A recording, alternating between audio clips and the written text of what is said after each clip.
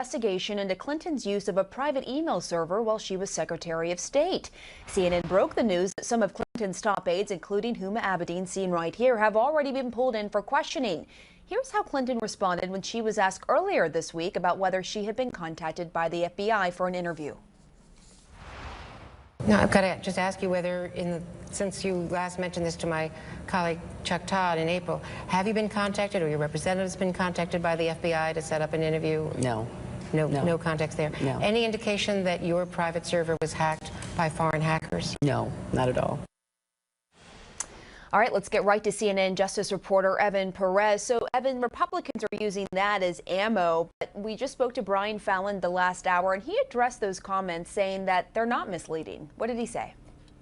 That's right, Pamela. He dismissed these comments. It says that the Republicans are simply trying to grasp at straws to create a new controversy. Take a listen to how he put it.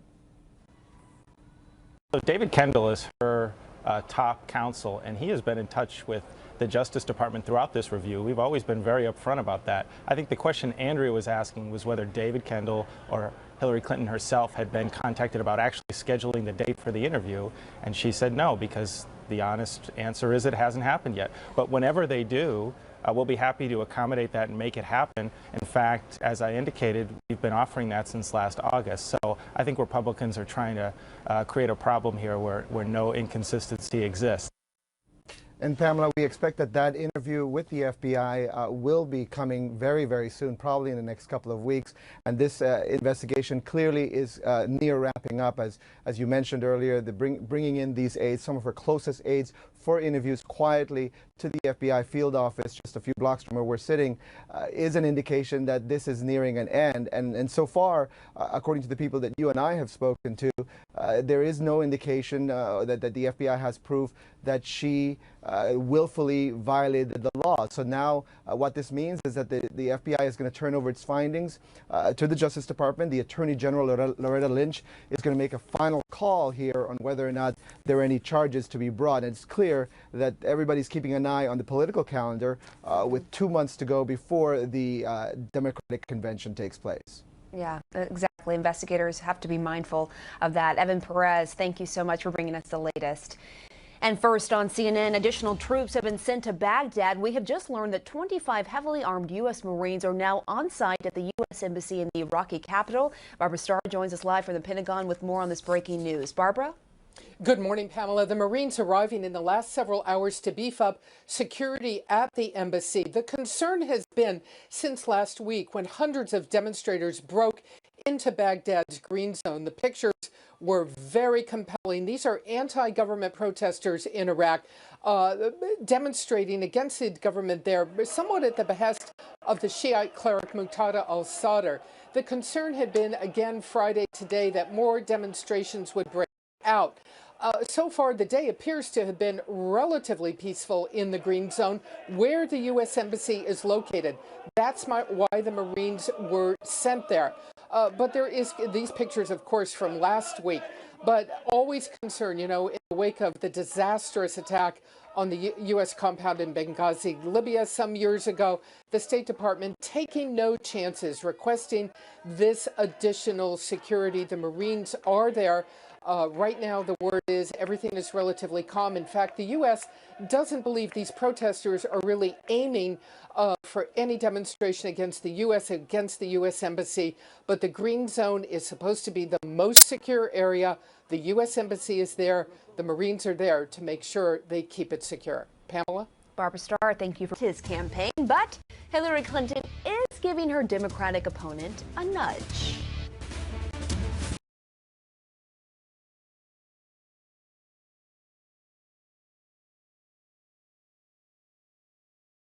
An insurance company involved in a lawsuit with the university is now claiming Paterno knew his assistant, Jerry Sandusky, was molesting children as early as 1976.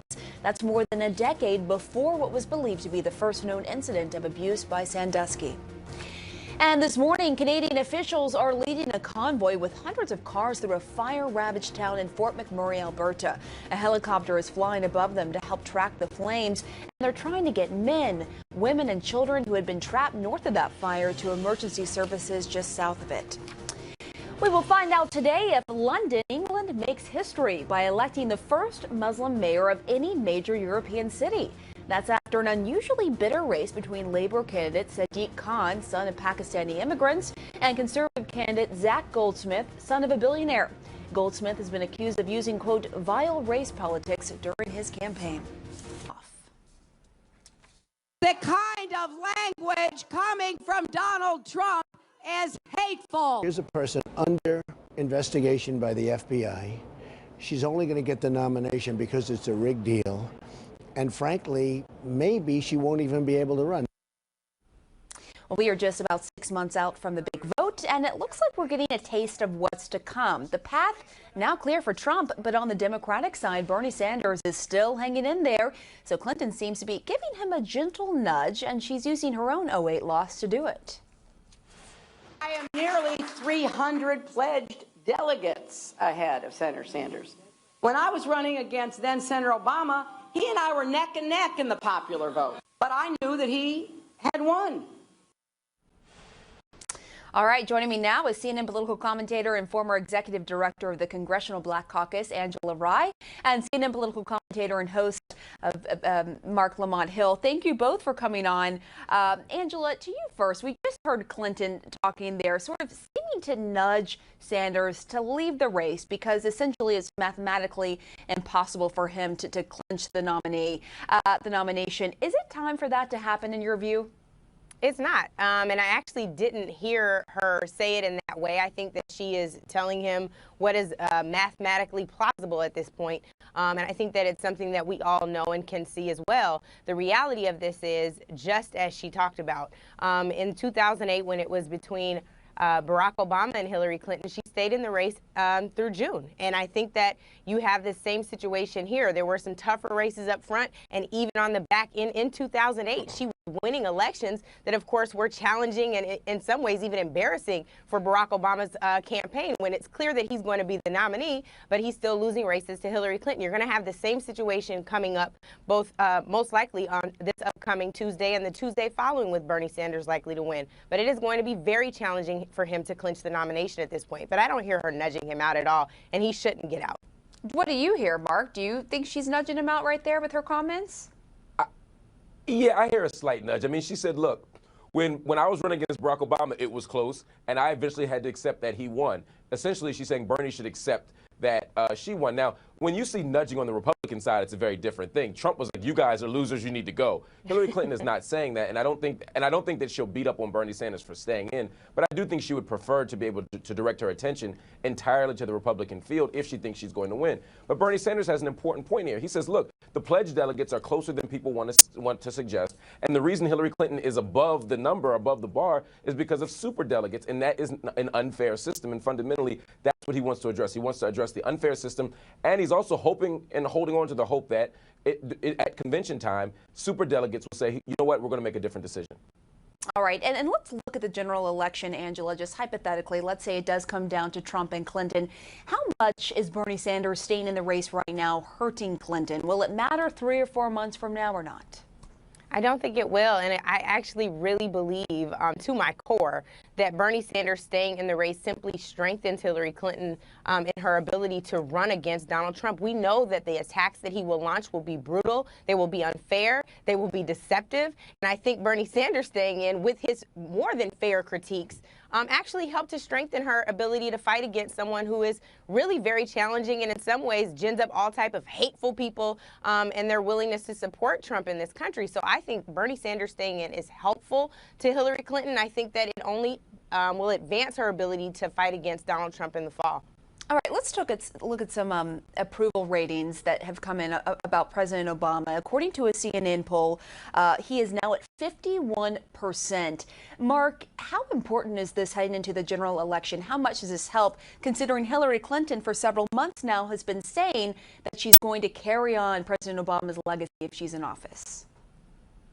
Oh, it's incredibly important. You know, President Obama has all but endorsed Hillary Clinton, whether we agree or disagree with that decision. Even at the White House Correspondents' Dinner, I mean, we saw the subtext there. So if he's popular and he's riding a wave, he'll be able to stand next to Hillary Clinton in a way that George Bush could not stand next to any Republican candidate or nominee back in 2008. And so it gives her an extraordinary advantage. Hillary Clinton is going to have to get a populist push. And that's why I disagree with Angela just a slight bit. I agree with her that Hillary Clinton has been strengthened by the fight against Bernie Sanders. But if Bernie stays in longer and he continues to have that populist push from the left, and Trump has that populist and white nationalist push from the right, what happens is it makes Hillary look more and more like a Washington insider as opposed to a populist candidate. President Obama can deliver her from a little bit of that, not because he's an outsider, but because he has such extraordinary popularity that people who otherwise may not stand near Hillary or vote for Hillary might do it anyway. And she has to walk a fine line here in terms of that, because she doesn't want to alienate all those supporters that Bernie Sanders has pulled to his side, right? Yeah, I think that's 100% right. But go ahead, Angela. Yeah, I think that's 100% right. The reality of Bernie Sanders, again, also staying in the race, is you're more than likely to get his supporters engaged in this process. You're more than likely to see them come together at the end and see those folks say, you know what, maybe Hillary Clinton isn't so bad when you compare her to Donald Trump, or some of the other independents that would not go to a Donald Trump based on the populism that Mark is talking about. I think that